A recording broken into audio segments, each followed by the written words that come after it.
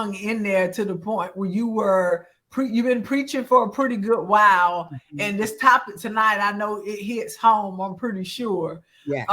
But how long have you been preaching the gospel?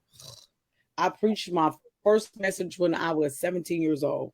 Oh, wow. And so that's the first time I ever preached, ever. I've been preaching now for a good, I'm about to age myself. I'll just say this, I'm 52 now. Good. 17. Yeah. Okay. Wow.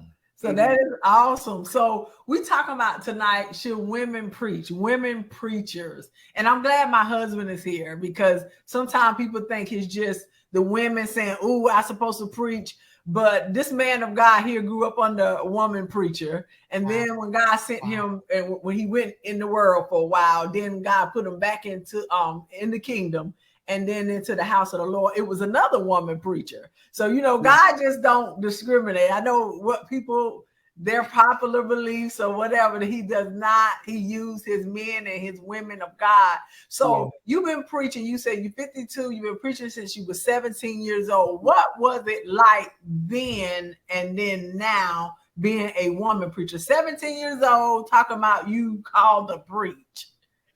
I got to be honest. I got to tell you, initially starting out in my head, I was just going to do a little evangelism. That's what I thought, and, maybe do women's ministry. You know what I mean? That's where, things really, jumped off for me, was really just doing women's ministry.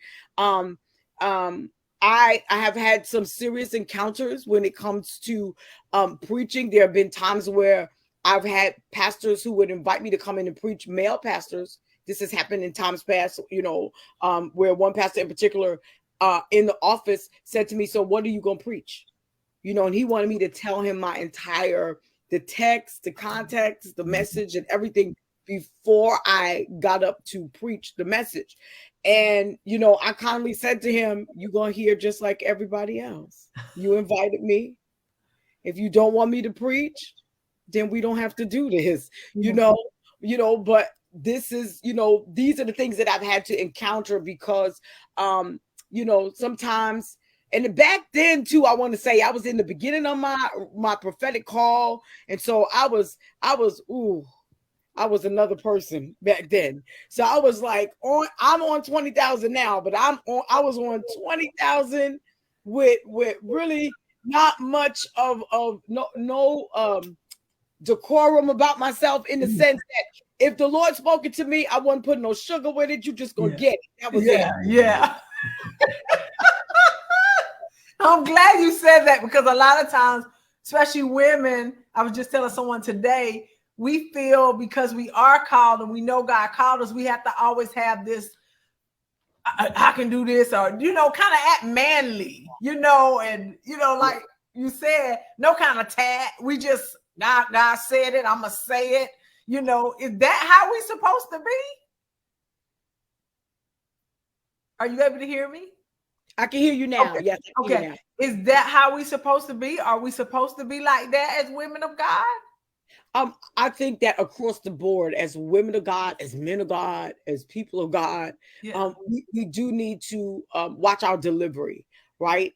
I know that there are times, and I'm not saying that you have to change God's message. Don't change the message. But I think that there's something to be said for angry preaching. And I think that's something that bothers me today, because I recognize it when I see it. And I understand that it's a lack of maturity. It's a place that is in need of healing. Right. And we don't realize that it diminishes our message and the impact that our message could have, because we're angry, or because we don't choose our words wisely. It's nothing wrong with improving your vocabulary so that you can make sure that what you are presenting makes sense to the hearer.